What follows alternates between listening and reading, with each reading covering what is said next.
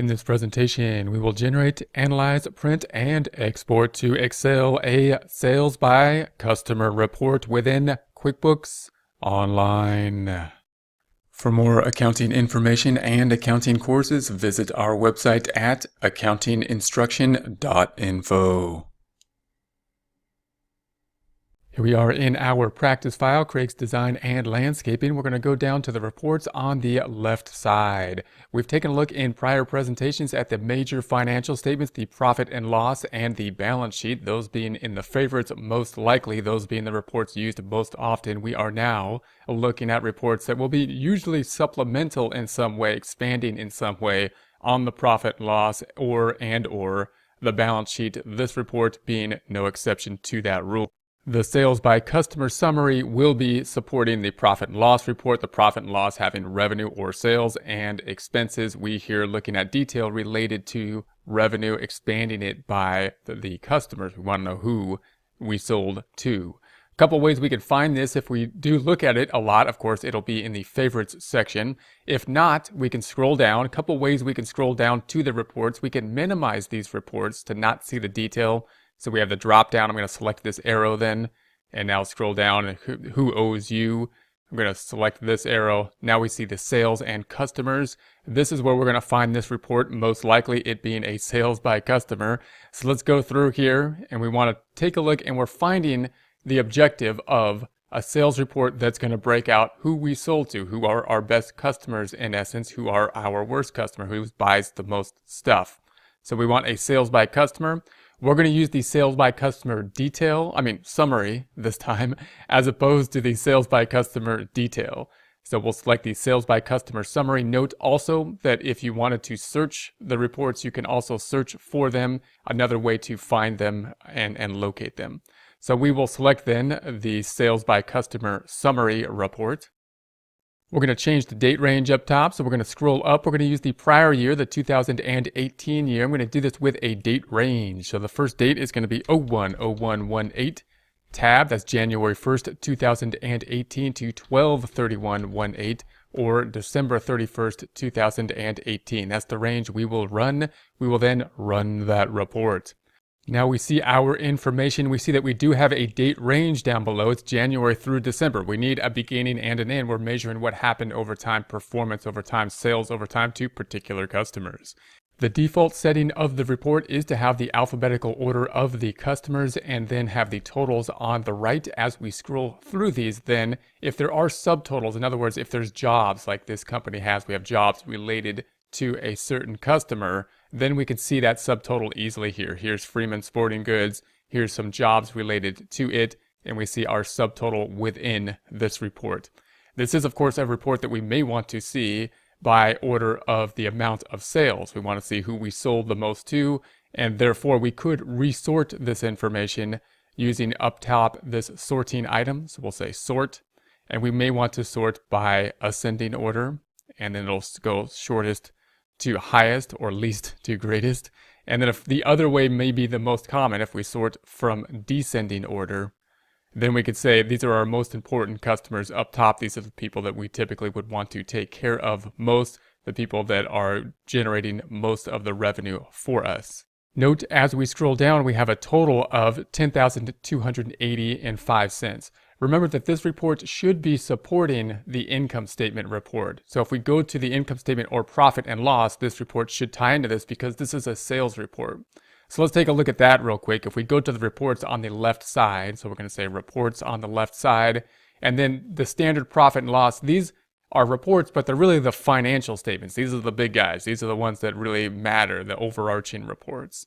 If we take a look at the financial statements and we change the date range up top once again to the year of 2018 of 01/01/18, January 1st, 2018 to 12/31/18, December 31st, 2018, and run that report.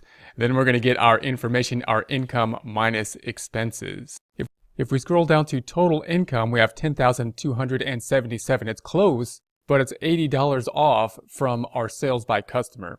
And you might ask, well, how can that be? In essence, remember what we're doing here when we look at the sales by customer, we should be taking this number and allocating it on who we sold to. We must have sold to somebody. That's what a sale is. we generated revenue by selling to somebody, by selling to a customer. How can it be that if we look at the sales that are going to a customer, it can differ than or from the total sales on the income statement? And there's a couple kind of things that could happen. In essence, what could happen is something got recorded, something can be recorded to the sales item, something in sales, a sales account, any of these sales accounts up top, which was not assigned to a customer. So possibly a journal entry or an adjusting journal entry could be made to a sales type of account without requiring a customer. QuickBooks sometimes does not require, as it does with other types of accounts like accounts receivable, a customer field every time we use a income type of account, although that is typically the case. So note that it should be, and we'll see this as we go through and create the accounts, as we go about entering data in our test problem, the relationship between income and sales, and therefore between customers and sales, and then that these numbers will tie out, but we'll also see where the variations will be when we have some adjusting entries. So we'll go back over here to the reports once again. Let's go back to the reports. We're going to go to our sales by customer. So it's in the sales and customers section. We're going to scroll back down to the sales by customer summary. Here's the sales by customer summary. We're going to regenerate this report. So it's going from the date range of 01/01/18 to 12/31/18. And we're going to run that report. So here we have it again, January through December 2018. Note that if we do not want to see the detail of the jobs in this report, we could go to the collapse report up top, and something like this detail will then collapse. I could collapse this report, and this will just give us the information by customer, not detailing out any of the job. Now we'll go ahead and format this report in a similar fashion as we have done in the past. So we're going to get rid of the date and timestamp first. Scrolling up top, we're going to customize report. We're going to go to the header and footer. We're going to remove date, time, and report basis and run that report. Scrolling down, that has now been removed. That is good. And then we're going to go up top and customize reports again and do our standard customization that we've been doing, removing the cents. We're going to make this negative bracketed numbers and show red numbers for negative numbers. So that's going to be our formatting we've done most of the time. Run that report. Here we have it. So there's going to be our information. We have a negative sale. Something funny, of course, happened there because how can we have a negative sale? So note that's going to be some area that something a little tricky happened because the customers should be increasing sales. We shouldn't have a negative sale. So most of your sales items by customer and any sales item only go up in the positive direction typically. Then here's going to be our total. Another formatting option we would like to see is the breakout of months, a comparison of months as we have done with the balance sheet and the profit and loss. To do that, we're going to go up top and go to the total only.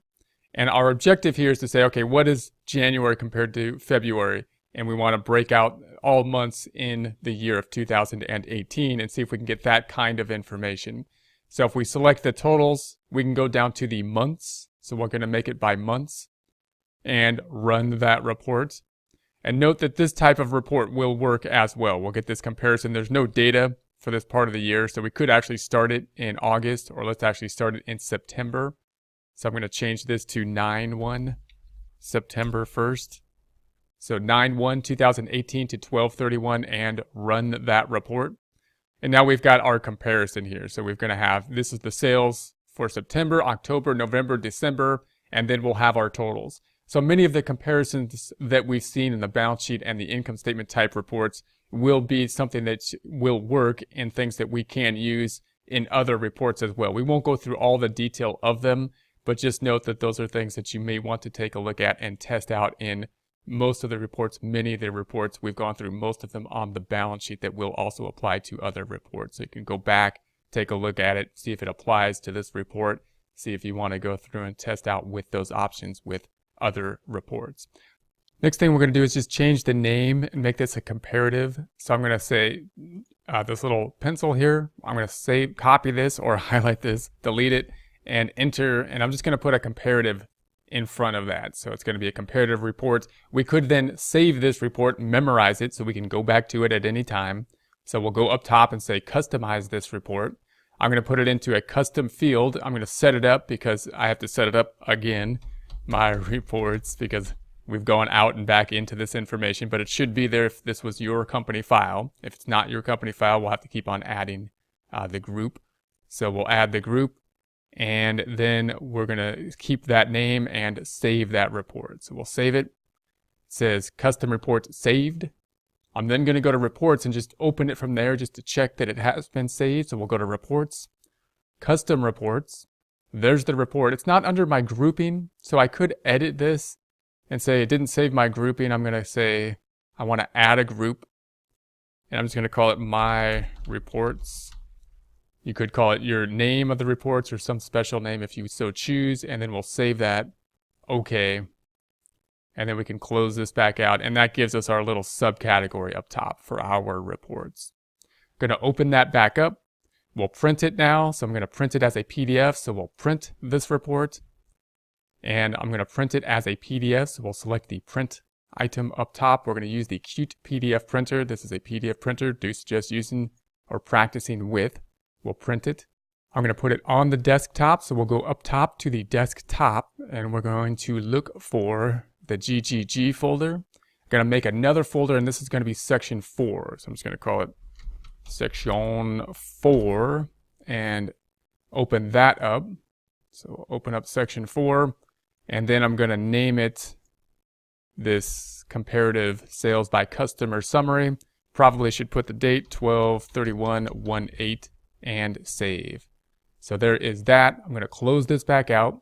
We'll then export it. We'll practice exporting all these, any reports we make for this section, and then group them together. So we'll go export, and we'll export to Excel. This is in Google Chrome, so it's going to create it down here. We're going to open up that file within Excel. Here it is. We're going to see if it fits on a page. I'm going to go to the Page Layout tab. Looks like it's fitting on a page. That's good. Back to the normal view.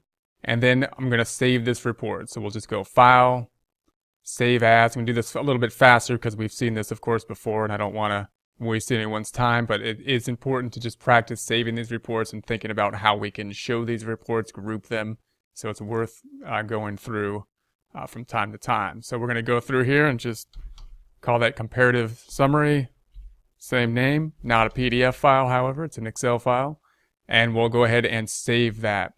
So now we're going to have those 2 reports set up for us, and we'll continue on making more reports and thinking about how we can add them basically, and then think about how we can give or display this information to a supervisor, to an instructor, to ourselves in the future if we have to go back to it or just sort this information in a way that won't get too crazy over time.